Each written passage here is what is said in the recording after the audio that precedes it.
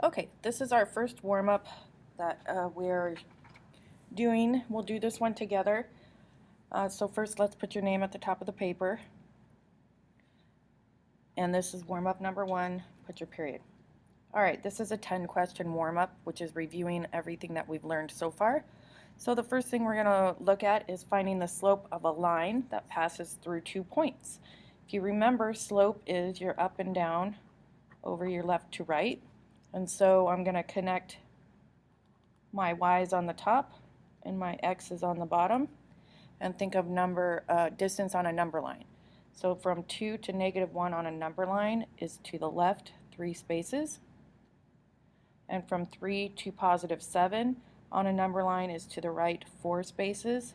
So your slope is -3/4.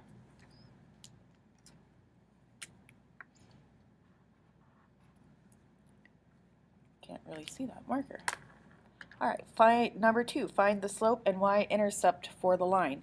Well, to find the slope and y-intercept, I want this to be in y equals mx plus b form, because m is my slope and b is my y-intercept. So I'm going to solve for y. Add 5x to both sides. 3y equals 5x plus 9. Divide by 3 everywhere. And I get y equals 5/3 x plus 3. So my slope is 5/3. And my y-intercept is +3.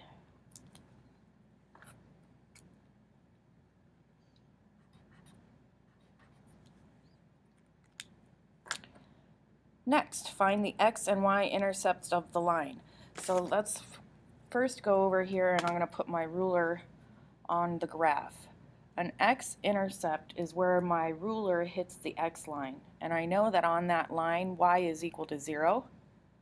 So I'm going to say for my x-intercept y equals 0, and likewise for my y-intercept x equals 0. So then we're just going to plug these in. So for my x-intercept, I know y equals 0. So I've got 8x plus 2 times 0 equals 2. So this chunk goes away. So we get 8x equals 2. Divide by 8 on both sides. X equals 1/4. And for my y-intercept, x is equal to 0, so 8 times 0 plus 2y equals 2. This chunk goes away, and we divide by 2 on both sides, and we get y equal to 1. So if you have trouble remembering which is which, just graph a line. You can even graph it over here on this graph, and it'll help you remember when y is 0 and when x is 0. Next, we're going to graph the line y equals 1/2 x minus 3. Remember from when we did chapter 5, your y-intercept is where the line hits the y-axis, and that is where we start. So -3, I'm going to go down 1, 2, 3 and put a point. And from there, my slope says I'm going to go up 1 and to the right 2. So from this point, I'm going to go up 1 and to the right 2, put another point, and connect. And it's a line, so we have arrows on the ends.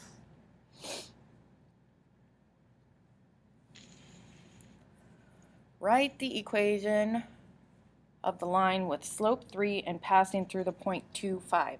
So if you remember, we need to use this y minus y1 is equal to the slope times x minus x1.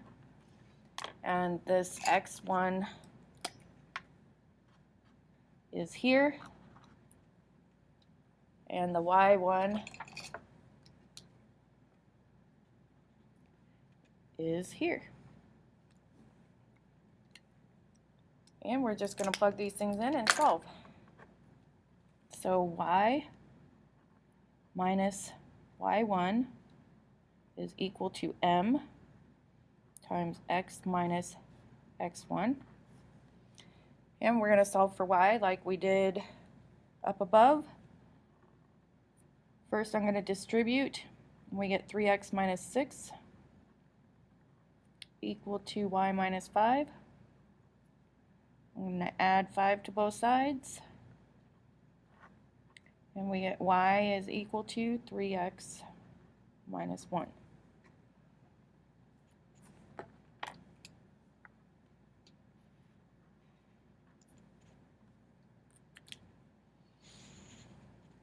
Okay, 6 and 7. We're using the same equation, and for number 6 we want to be perpendicular, and for number 7 we want to be parallel. So just since we're taking notes right now, I'm going to come over here to the side, and I'm going to draw perpendicular lines. So if something is perpendicular, it's meeting at a 90-degree angle, so you're going to have,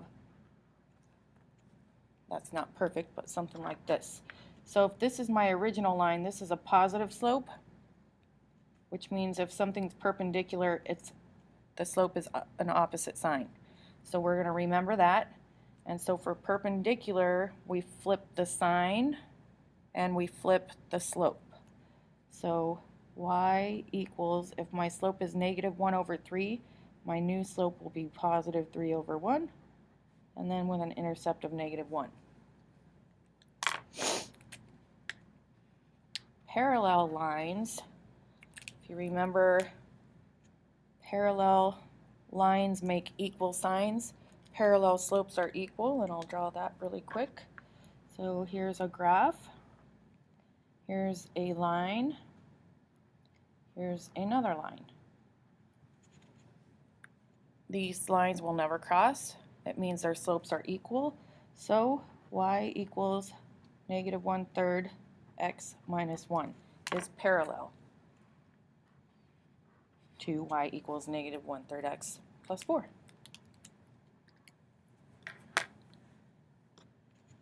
Going back to chapter 2, we're going to solve the equation. I have variables on both sides. I can start with any of these 4 terms. I like to have positive x's when I can, so I'm going to move this x over to here, and we move it across the line by doing the opposite. So I'm going to plus 2x to both sides of my line. 7x plus 7 equals 4.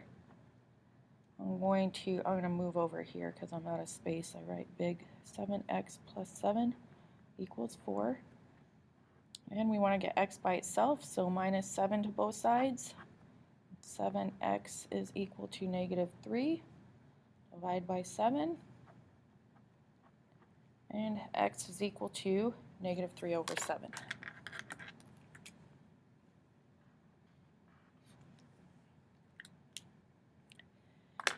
Chapter 6 review here, we're going to solve the system of equations. If I'm looking at this system here, I notice that if I just add this equation to this equation, my y's will cancel. So that's what I'm going to do. If I add these together, those are matching variables, opposite signs, and matching coefficients, so they're going to go away because y minus y is 0. If I add these, I get 4x minus 3x, which is 1x, equal to 8 plus 0, which is 8. That was easy. Now I'm going to use the fact that x is equal to 8 and plug it in up here to get my y back, because for a system we need to get back an x and a y. So 4 times 8 plus y is equal to 8. 32 plus y is equal to 8, minus 32 to both sides. Y is equal to negative 24. So now I have an x and a y, and I can write my solution as an ordered pair, 8, negative 24.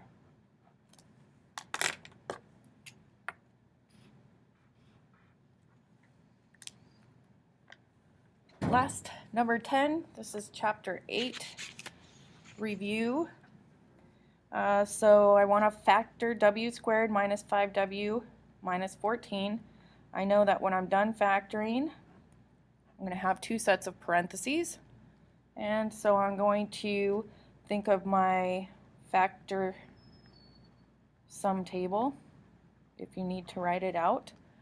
And I know that 1 times negative 14 is negative 14, and I need this to add up to negative 5. And my factors of 14, we have plus or minus 1 times 14, and we have plus or minus 2 times 7. So I know this 1 and 14 is not going to get me close to a sum of 5, so I'm going to use my 2 and 7. And if I want them to add up to negative 5, I need to use a positive 2 and a negative 7.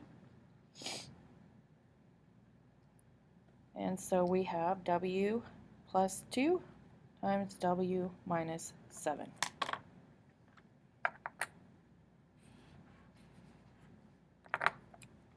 And that is how we do the warm-ups.